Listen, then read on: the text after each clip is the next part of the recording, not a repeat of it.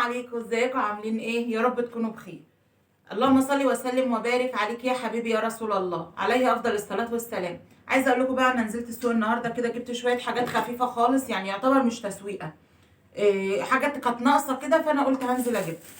قابلني في السكه كده وانا ماشيه بسله، بس حلوه قوي اهي. البسله دي الكيلو ب 15 جنيه، جبت كيلو ونص ب 21، بس حلوه. وجبت كمان لقيت فاصوليا خضراء اهي، جميلة برضو. بصوا طرية، بصوا طرية وجميلة. الكيلو منها كان ب10 جنيه. جبت بقدونس لاني محتاجاه في حاجة هعملها كده يعني، فمحتاجة كمية كبيرة. جبت ب5 جنيه بقدونس، حاجة كده جميلة بصراحة اهي.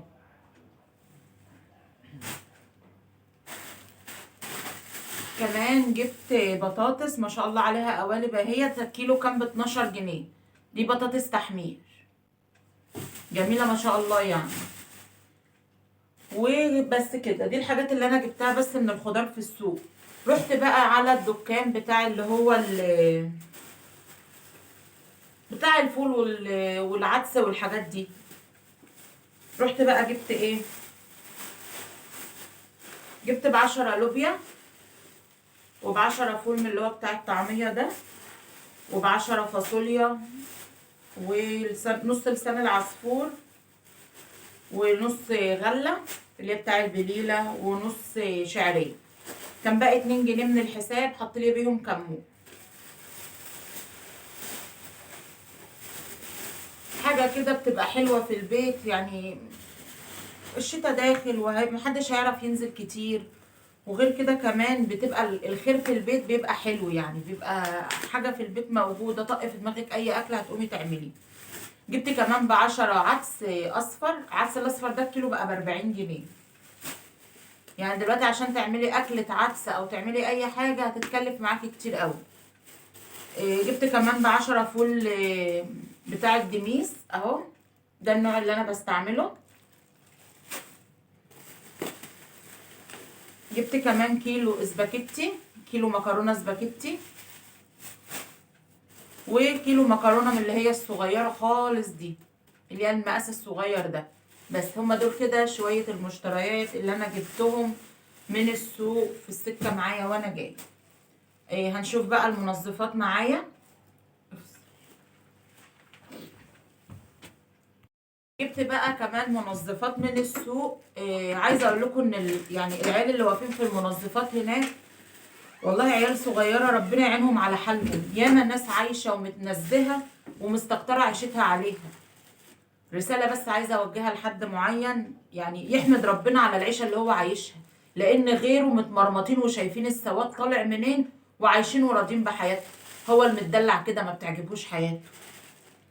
يلا بقى نكمل بقى الباقي بتاعنا. جبت هنا ده منظفات بقى. جبت ده ديتول على دوني معطر. بصوا لما بمسح بيه الارض بيخلي ريحه الشقه حلوه قوي. ديتول على دوني بيخلي ريحه الشقه جميله. وجبت كمان جبت نص فنيك اهو. بحب اكب منه في البلاعه، في البلاعه بتاعه الحمام اعزكم الله، بتطهرها يعني بتخليها بتبقى حلوه. جبت كمان هنا معايا ده زيت صابون من الاحمر ده الكيلو بتاعه ب7 جنيه. بس انضف ان قلت لكم من شركات الزيت الصابون كمان اللي بتعملها، اللي هي الشركات المعروفه، تقولوا لي لا مش معقول. والله العظيم جميل جدا. كمان هوريكم بقيه الحاجه. جبت كمان كلور. طبعا احنا لازم دلوقتي في الفتره دي بقدر الامكان هنستبعد خالص المنتجات الغاليه، وهندور على البدائل. بدايل زي ايه يعني؟ مثلا عندك زي ما قلت لك دلوقتي الجيركن الزيت الصابون بقى بكام؟ 70 جنيه دلوقتي. اما اروح عامله مثلا 3 كيلو من زيت الصابون ده ب7، هامله الجيركن ب21 جنيه. هبقى انا الكسبانه وانا اللي وفرت برضه، وهيقعد زيه زي ده. تمام. فاحنا نحاول ندور على البدايل، يعني ربنا يعيننا على العيشه اللي احنا فيها والغلا اللي احنا فيه، ويرحمنا برحمته يا رب. جبنا كمان زي ما انتم شايفين ده كلور، ده كلور خام. بجيبه برضو بغسل بيه الحمام والحاجات دي كلها، بينفعني برضو. جبت زي ما قلت لكم بقى، انا جايبه 3 كيلو من زيت الصابون اللي هو الاحمر ده. وهنا كلور على خلطه كمان، بحط ده بقى للغسيل الابيض. كلور على الخلطه ده.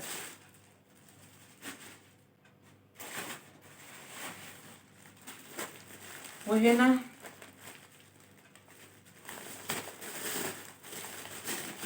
جبت بقى اللي هو الاسبونشه بتاعت المواعين اللي هي الخشنه دي، حلوه قوي في المواعين، جميله قوي قوي يعني. جبت واحده بس مش عارفه بصراحه كانت بكام، واللي هي السلكه الاستانلس. وجبت كيس اوكسي من اللي هو ابو 10 ده اهو، وبزود عليه ده اومو سايب، بيبقى جميل قوي معاه في الغسيل برده، ما بضيفهم على بعض بيعملوا معايا كميه حلوه.